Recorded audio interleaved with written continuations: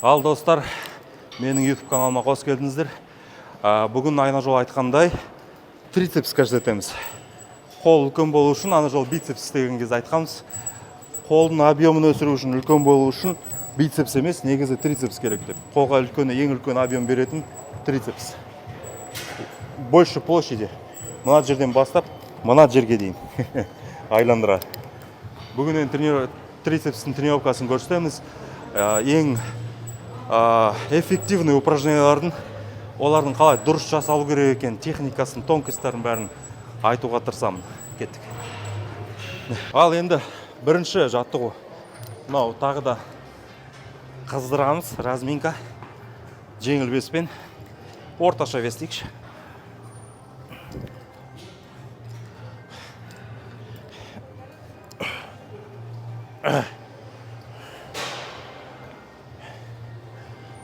Бұл трицепс дегенде шынтақтың суставтары кішкене нәзік келеді ғой, нәзік емес, ең көп жарақат алатын жерлер, травма алатын жерлер. Сондықтан трицепсті істегенде жақсылап қыздыру керек. Асықпай түсіресің. Мына жерге ең төмен түскен кезде трицепстің қалай созылғанын сезу керек. Содан итересің де трицепсті напрягать етесің, как будто біреуге көрсеткендей қысасың. Түсіргенде тағы да асықпай, именно трицепс напряженно қатты ұстап тұрып, трицепспен түсіру керек. Control дейді ғой, ағылшындар. Вот так. Трицепстің қызығанын сезе бастадым. Демек, қызылды деген сөз. Енді кішкене үлкен вес алып. Так, екінші подход. Екінші подход емес, бірінші екен ғой. Баған разминка болған. Так, енді бірінші подход. Асықпай түсіреміз. Шынтақ кішкене төмен қарай кетеді. Мына итерген кезде былай қарай, денеге қарай итермейміз. Мынау көз үстінде тұру керек. Кішкене шынтақ қол алдыға қарай наклонмен тұрады. Мына жерге түсіресің, ровно үстіге қарай итересің. Қол соған подстраивается.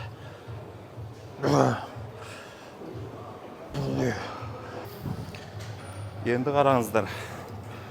Түсірген кезде примерно көзге келеді. Итергенде грудқа қарай кетіп қалмау керек былай. Көздің уровеньде тұрады осы жерде. Осы жерге түсірдің, ровно үстіге итересің. Сонда қол былай түзу емес, кішкене наклонмен былай қарай тұрады, алда қарай. И шынтағын түзейсің до конца. Напрягаешь. Бірақ грудқа қарай шықпайды, на жерге ұстайсың. Сонда трицепс всегда напряженно тұрады. Босамайды. Өйткені наклон ұстау үшін трицепспен қатайтып ұстап тұрасың. Кішкене шынтақ артқа қарай кетеді, қайтадан алдыға шығады. Кішкене артқа қарай кетеді, қайтадан алдыға шығады. Вот так. Кішкене төмен түсір. Сос. И взрыв. Сосын тағы да бір нюанс. Көтерген кезде трицепстен қол кішкене наклон, гантель көздің үстінде, грудтың үстінде емес, былай қарай. Сосын түсірген кезде былай түсіре салмайсың. Трицепсті қысасың, напряженно ұстайсың.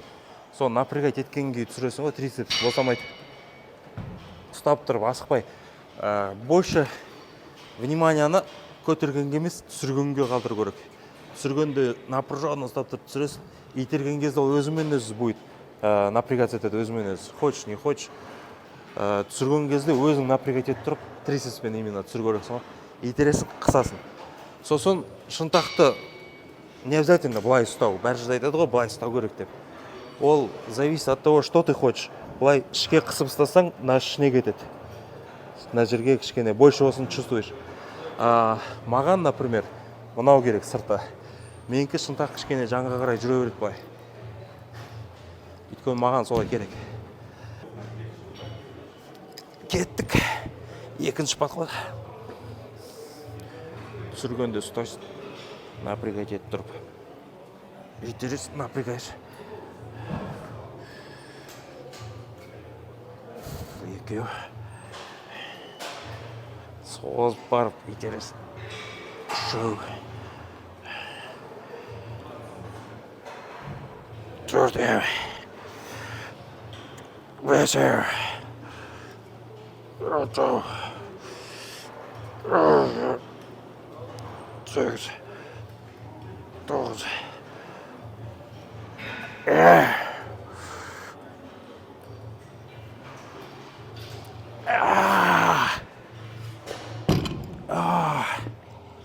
ашыды. Аяқ жағында жаңағы былай істеп жатсыздар ғой. Былайдан көтерілмей қалған кезде кішкене төмен түсіріп, грудқа түсіріп, итеріп, добивать етуге болады. До конца итеруге тырыспайсың. Қай жерге итеріп, сол жерге итересің де түсіре бересің. Тек төмен жағда созылған күйі жұмыс істеп тұрады. Добивать ету үшін. Өйткені былайдан істесең, кішкене опасно мұрынға түсіріп алсаң, сынады ғой мұрын. Соңғы подход. Кеттік.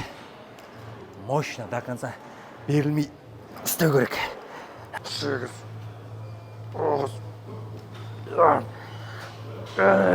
9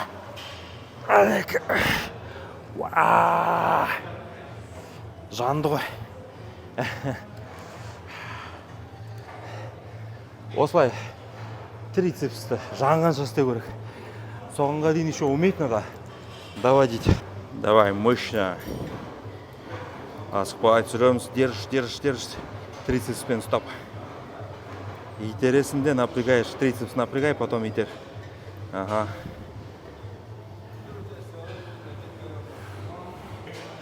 Давай.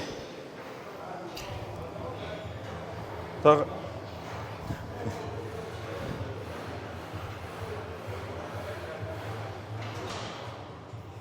Так, екінші упражнение. Жим узким хватом. Бұны істегенде енді кішкене қиынырақ упражнениені істелуі. Өйткені кеуде қосылып кете береді итерген кезде. Трицепс сол үшін бірінші ана жерде жақсылап сезіп алу керек те. Сол сезіліп тұрған трицепсті босатпай, мынаны кеп істеу керек, чтобы мынаны жақсы сезу үшін. Әйтпесе грудқа кетіп қала береді. Таңмен көрсетейін сразу, қатты өске алмаймыз былай. Кист даже бүгіліп кетеді, түсірген кезде ломается кисть. Соны ауыратын болады. Сол иықтың ширинасы болу керек мынандай примерно. Иықтың ширинасы, соны түсірген кезде шынтақ төмен қарай былай түспейді. Шынтақ осы жерде қалады, кішкене үстіге қарай түсіресің. Трицепс созу керек. Шынтақ мұнда да жанға қарай кетсе болады, ничего страшного. Былайынан ұстап не обязательно. Былай. Егер арық болсын, былай істеуге болады. Маған неудобно былай. Тек қалар былайынан трицепсқа кететіндей. Жанға қарай кішкене. Шынтақ түспейді. Шынтақ түсіп, сосын былай итеретін болсаң, грудқа кетіп қалады. А если былайынан түсірсем, трицепспен итересің. Қазір кішкене салмақ қосу керек. Мұнда разминка керек емес, ана жақтан қыз келдік қой, трицепс қызып тұр. Сразу рабочий вес салу керек.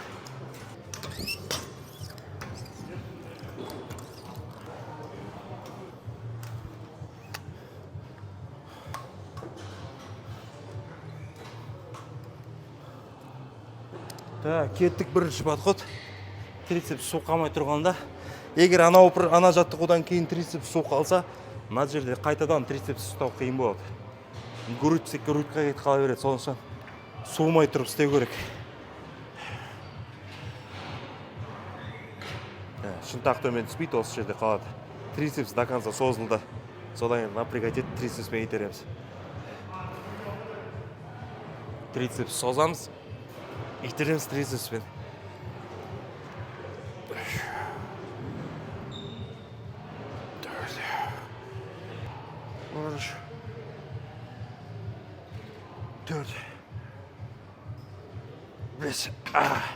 Кішкене жеңілдеу екен. Бірінші. Тағы да 5-тен қосуға болады. Давай. Шынтақты жанға қарай жіберсең болады кішкене. Кішкене жанға қарай. Үстіге. Шынтақ астыға көп түспейді. Вот. Осылайын. Так, жанға жіберсең кішкене оңайырақ болады. Соз, содан етер. Соз, напрягать етіп бар етер. О, напряги, толкай. Напрягаешь, қысасың, соны ұстайсың. Шаршап бара жатқанда уже ұстамай қоюға болады. Давай. Қол жақ неудобно болды. Узкий болып кетті өйткені. Ішке қарай тай кетті бүйтіп. Ал екінші подход кішкене 5 килограммнан қостым, жаңа жеңіл болып кетті. Аяқ жағында қиналу керек. Қиналмасаң ол дұрыс емес. Сондықтан сондай қиналатын кез тапқанша қоса бересің.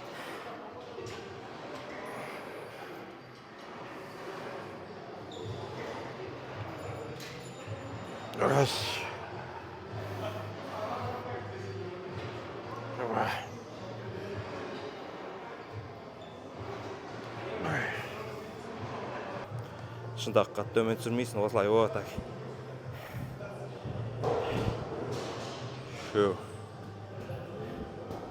Төртеу. Ал үшінші подход. Енді кішкене вес ауырлау. Мүмкін грудь қосылуы. Трицепсқа ауыр болған кезде грудь өзінде нагрузканы алады негізі. Істей берсін. Грудь да мешітетпейді.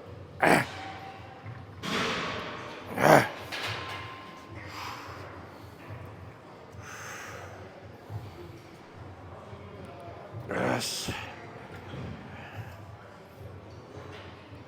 Екі. Үш. Төрт. Бес.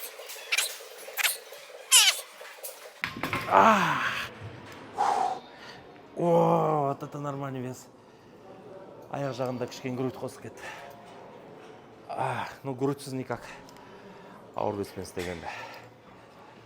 Ал енді үшінші жаттығу, соңғы жаттығу. Бағанағы екі жаттығу, ол жаңағы объемға болып трицепсіне өсіруге объем беретін. Енді мынау упражнение негізі көп объем бермейді. Бұл прорисовка дейді ғой, бөліп, кішкене мышцын көрінетін бөліп істеу үшін. Аяғында сондай бір упражнение болады. Изолирующий упражнение болады. Так, былайынан тұрып алып, былай тартпайсың. Белдің көй осылай өзіне қарай тартады. Шынтақ до конца ашылмайды көрдің ғой, былай тартқанда. Ал шынтақ ашылу керек, тағы да мынандай запас қалқауды мынандай. Ты растягиваешь? Сонда кішкене наклонмен тұрасың. Алдында орын болу керек. Шынтақ бүгіледі, шынтақ кішкене артқа қарай кетеді. Итересің, астқа қарай итересің, шынтақ до конца ашылсын. Мынау да ашылады екі жаққа. Түсіргенде мынаны қоспайсың, осылай. Былай қоспайсың. Бақша бес жеңіл кезде осылай қоспайсың. Сен трицепспен таза істейсің. Одан уже ауырлап, уже қиын болып бара жатқан кезде қос істеуге болады, қостан жеңілдейді кішкене. Басында солай. Шынтақтың положениесін қарап тұрыңыздар мен істеген кезде. Ол былай көтерілмейді, былай түспейді. Ровно тұрады. Кішкене алдыға итерген кезде бағана французский істедік қой, шынтақ өзі алдыға қарай шығады. Сол сияқты шынтақты алдыға шығарып, трицепсті қысамыз ба. Көрсеткенше займасып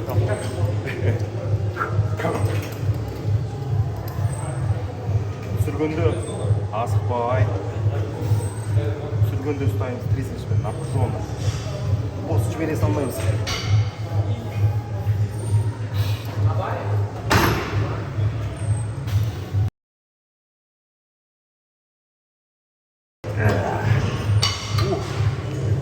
Уже шаршап қапты трицепс.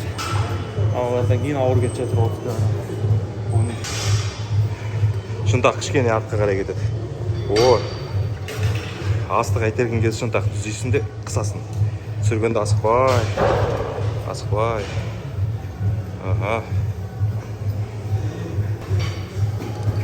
Негізі трицепсқа екі упражнение жетеді. Үшінші упражнение обычно уже дұрыс сезілмейді, трицепс шаршап қалады. Тез шаршап қалады, мышцы кішкентай все-таки грудьтан иықтан қарағанда. Сондықтан кейбір кезде мен былай істейтін. Трицепсқа екі упражнение, үшінші упражнение бицепсқа істей салатын. Бір упражнение. Одан бицепс істеген күні екі упражнение бицепсқа, последний біреуін трицепсқа. Солай да істеуге болады. Негізі маған солай ұнайды просто. Бүгін трицепс күні болғаннан кейін таза трицепс көрсетейін деп олай араластырған жоқпын бицепсті.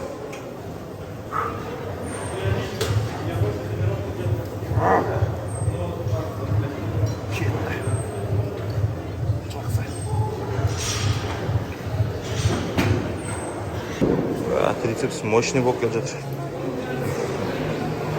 Соңғы қатты иә. Содан бицепсте жүрейін. Аяғында. Бәм!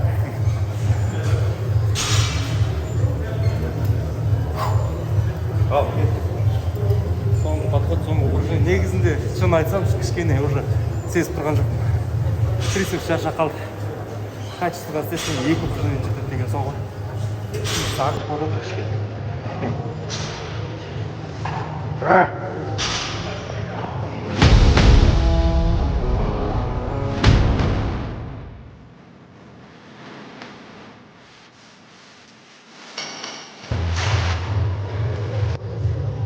Болды тренировкасы бүгін үш упражнение, үш подход. Бицепс. Көрдіңіздер ма? Трицепс сынып тұр. Қол үлкен болып көрінеді. Объем беріп тұр трицепс. Келесі видео арқа туралы болады. Одан кейін тағы қандай түсіреміз, білмеймін, ойлап тұрмын. Аяқ па деп тағы да. Аяқты түсірген жоқпыз әлі. Еще комментарий жазыңыздар.